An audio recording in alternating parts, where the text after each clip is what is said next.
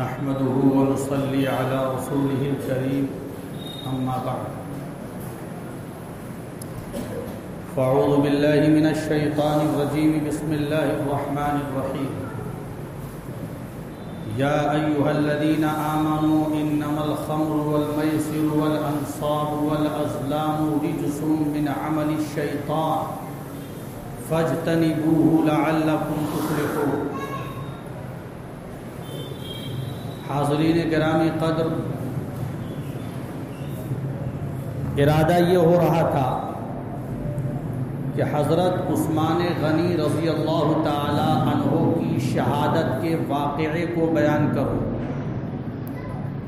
لیکن یہ موضوع تفصیل طلب ہے، یعنی بہت لمبا وقت اس کے لیے چاہیے، اور ابھی ہمارے پاس جو وقت ہے وہ بہت مختصر ہے، تھوڑا ہے، اس لیے اس موضوع پر گفتگو نہ کر کے اس پہ انشاءاللہ بعد میں گفتگو کی جائے گی۔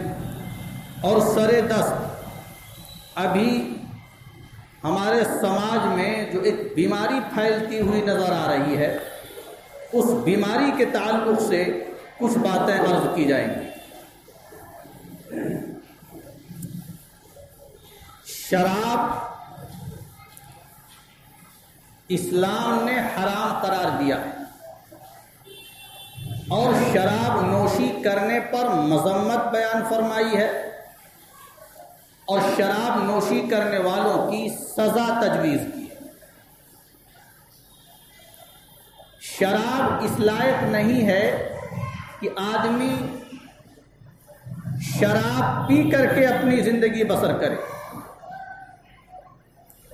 شراب ایک گندی چیز ہے، ناپاک عمل ہے، اور یہ شیطانی کام ہے۔ اللہ تعالیٰ نے اس کو بیان فرمایا ہے، یا ایھا الذین آمنوا انما الخمر والمیسر والانصاب والازلام رجس من عمل الشیطان، کہ اے ایمان والو، شراب اور جوا یہ سب گندے کام ہیں، ناپاک عمل ہیں، شیطانی کام ہیں۔ جب تمہیں معلوم ہو گیا کہ یہ ناپاک عمل ہیں، شیطانی کام ہیں، گندے عمل ہیں، تو تم اس سے بچو، اور بچو گے تو تم کامیابی کو پہنچو گے۔ فاجتنبوہ لعلکم تفلحون، اجتناب کرنے میں کامیابی ہے، اور شراب کے قریب ہونے میں ناکامی ہے۔ ہوتا کیا ہے، آدمی شراب پیتا ہے تو شراب پینے سے اس کی عقل رخصت ہو جاتی ہے، اس کی عقل زائل ہو جاتی ہے۔ یہ عقل ہی ہے کہ جو انسان کو برائیوں سے روکتی ہے، بے حیائی کے کاموں سے روکتی ہے، اور نقصان دہ چیزوں سے انسان کو بچاتی ہے۔ لیکن جب عقل ختم ہو گئی، شراب پینے سے عقل زائل ہو گئی، تو پھر یہ انسان ہر وہ کام کرے گا جو اس کے موڈ میں آئے گا، بے حیائی کے کام بھی کرے گا، غلط کام بھی کرے گا، بے شرمی کے کام بھی کرے گا، لڑائی بھی کرے گا، جھگڑا بھی کرے گا، فتنہ و فساد بھی برپا کرے گا، اس لیے کہ عقل رخصت ہو چکی ہے۔ تو جب اتنی خراب چیز ہے تو اس سے بچنا چاہیے۔ حضرت ابو درداء رضی اللہ تعالی عنہ فرماتے ہیں کہ مجھے میرے خلیل حضرت محمد صلی اللہ علیہ وسلم نے مجھے وصیت فرمائی کہ شراب ہرگز نہ پینا، کیونکہ یہ تمام برائیوں کی کنجی ہے، کہ اس سے ہر برائی کا دروازہ کھلتا ہے۔ آدمی شراب پی لیتا ہے تو بہت سے وہ کام کر بیٹھتا ہے جو نارمل حالت میں نہیں کرتا، یہ شراب کی نحوست ہوتی ہے۔ تو شراب نے وہ کام کروا دیا اس سے جو شراب پینے سے پہلے نہیں کر سکتا تھا۔ اس لیے شراب سے، نشہ آور چیزوں سے خود بھی بچنا ہے اور اپنے بچوں کو بھی بچانا ہے۔ تو تو شراب سے بچنے میں کامیابی کی بات بتلائی گئی، فاجتنبوہ لعلکم تفلحون، اس سے بچو تاکہ تم فلاح کو پہنچو۔ تو شیطان یہ نہیں چاہتا کہ آدمی فلاح کو پہنچے، شیطان ہرگز یہ نہیں چاہتا کہ آدمی کامیابی کو پہنچے۔ وہ کیا چاہتا ہے؟ انما يريد الشيطان ان يوقع بينكم العداوة والبغضاء في الخمر والميسر ويصدكم عن ذكر الله وعن الصلاة فهل انتم منتهون۔ شیطان کی چاہت یہ ہوتی ہے کہ وہ تمہارے درمیان دشمنی پیدا کر دے، عداوت کا بیج ڈال دے، بغض تمہارے اندر ڈال دے، تم لڑتے رہو، مرتے رہو، کھپتے رہو اسی میں۔ اور شیطان کی کوشش یہ ہوتی ہے شراب میں، نشے میں تمہیں لگا کر کے اللہ کے ذکر سے اور اللہ کی یاد سے دور کر دے، غافل کر دے۔ جب اس کے یہ نقصانات ہیں، شراب اور جوئے کی یہ خرابیاں ہیں، تو کیا تم اب باز آ جاؤ گے؟ قرآن کا انداز دیکھیے، فَهَلْ أَنْتُمْ مُنْتَهُونَ، کیا اب بھی تم رکو گے اس سے یا نہیں؟ بھائی آدمی اگر دیکھتا ہے کہ نفع ہے تو چلو نفع کی طرف چلو، لیکن جب نقصان ہی نقصان ہے تو کس بنیاد پہ آدمی شراب کے قریب جا رہا ہے، جوئے کے قریب جا رہا ہے؟ نہ دین کا کوئی نفع ہے، نہ دنیا کا کوئی نفع ہے۔ اگر کوئی نفع ہوتا تو تھوڑی دیر کے لیے آدمی کہہ دیتا چلو بھائی کر لو، لیکن دور دور تک کہیں نفع ہی نہیں ہے۔ دنیاوی نقصان بھی ہے، دینی ایمانی نقصان بھی ہے۔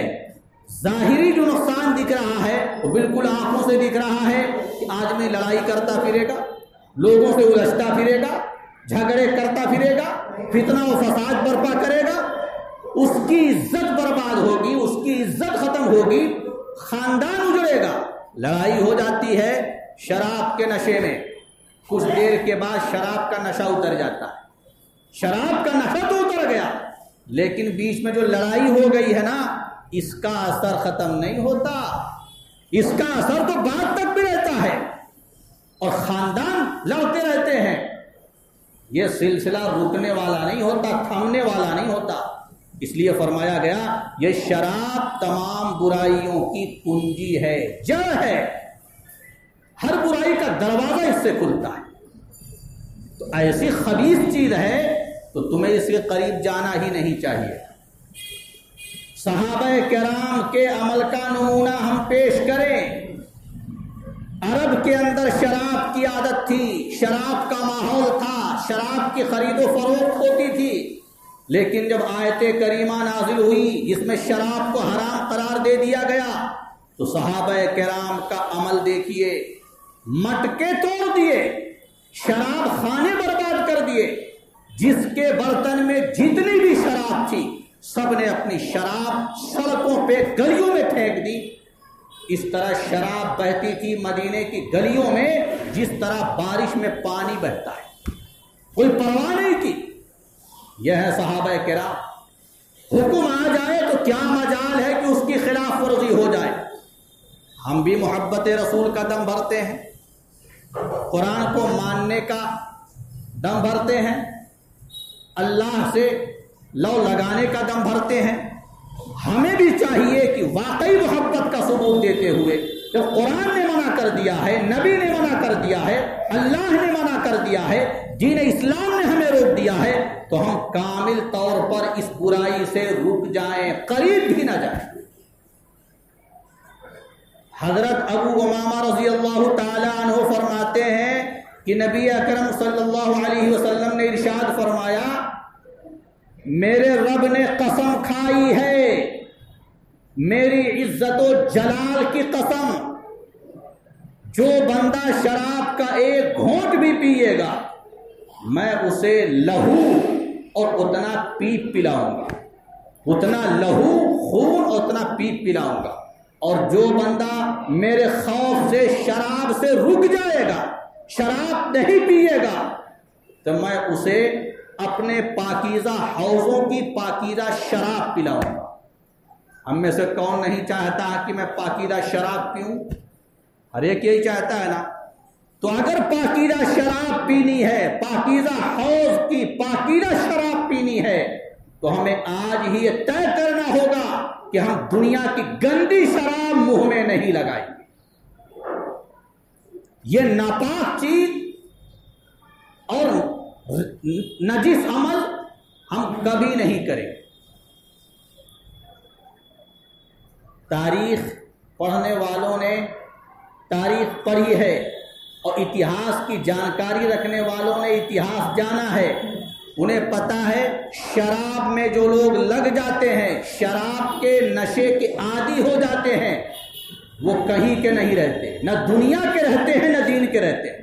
دنیا بھی برباد ہوتی ہے, آخرت بھی تباہ ہوتی ہے. اور جوئے کا بھی یہی حال ہے. جوئے میں بھی بڑے بڑے آدمی اوپر سے اچانک نیچے آتے ہوئے دیکھے گئے. بڑے بڑے شہزادے فقیر قلاش ہو گئے اور بڑے بڑے جاگیردار جوئے میں اپنی ساری جائیداد ختم کر دیے. اپنی بیوی تک کو بیچ دیا, سارا گھر بکا, ساری جائیداد بھی کی, ساری پراپرٹی بھی کی, اپنی بیوی بھی بک گئی.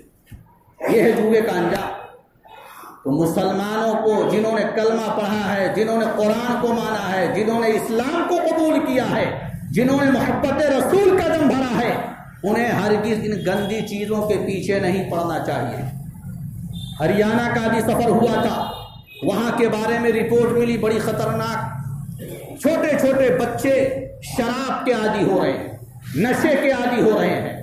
کوئی بھنگ پی رہا ہے, کوئی چرس پی رہا ہے, کوئی افیون میں مبتلا ہے, کوئی شراب میں مبتلا ہے, کوئی سلفا پی رہا ہے, کوئی سگریٹ پی رہا ہے جو نشہ کرتا ہے.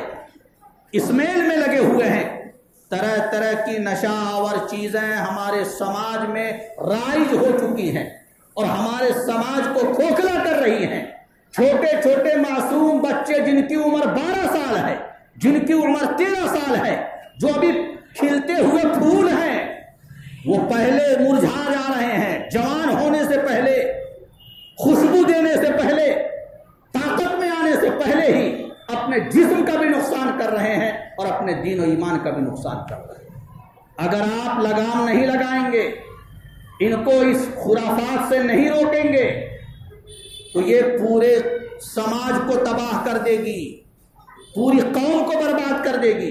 آج ایک نے نشہ کیا ہے, وہ نشہ متعدی ہوگا, دوسرے تک پہنچے گا, کل تیسرے تک پہنچے گا. صحبت سے اثر پڑتا ہے, صحبت کا اثر پڑتا ہے. خربوزہ خربوزے کو دیکھ کے رنگ قبول کرتا ہے. مجھے رپورٹ ملی کہ فلاں بہت اچھا لڑکا تھا, بہت ٹھیک ٹھاک تھا, اس کے ساتھ لگا, اس کے ساتھ لگنے کی وجہ سے وہ بھی اس نشے میں مبتلا ہو گیا. جن کی عمر پڑھنے کی ہے, جن کو پڑھ کر کے کچھ بننے کا خواب دیکھنا چاہیے, وہ اس سے پہلے پہلے ہی بربادی کے کگار پہ پہنچ رہے ہیں. آپ خود بتائیے, کیا ان خرافات میں مبتلا ہو کر کے دنیا ہماری بنے گی؟ اول تو مسلمان کے نزدیک آخرت ہے, لیکن آخرت تو بگڑ رہی ہے. مولوی اگر کہے خالی کہ آخرت کے حوالے سے ہی بات کرتا ہے, دین کے حوالے ہی سے بات کرتا ہے, قرآن و حدیث کی بات کرتا ہے صرف, تو میں 1 منٹ کے لیے رک کر کے آپ سے یہ پوچھتا ہوں, کیا آخرت کے علاوہ دنیا بن رہی ہے؟ اس سے دنیا سنور رہی ہے؟ دنیا بھی تو برباد ہو رہی ہے. قرآن آپ کا ہمدرد ہے, اللہ آپ سے پیار کرتے ہیں, قرآن غلط قانون نہیں بناتا. آپ کی ہمدردی میں یہ قانون دیا گیا ہے کہ جو نشہ آور چیزیں ہیں, حرام ہیں, ان کے قریب مت جاؤ. تو اپنے بچوں کی فکر کیجئے. آپ کے سامنے تو نشہ نہیں کریں گے, لیکن چھپ کر کے نشہ کر رہے ہیں, کیونکہ سماج میں یہ چیزیں آ چکی ہیں. اور گھر میں نشہ نہیں کریں گے, لیکن گھر سے باہر جہاں موقع ملے گا وہ نشے سے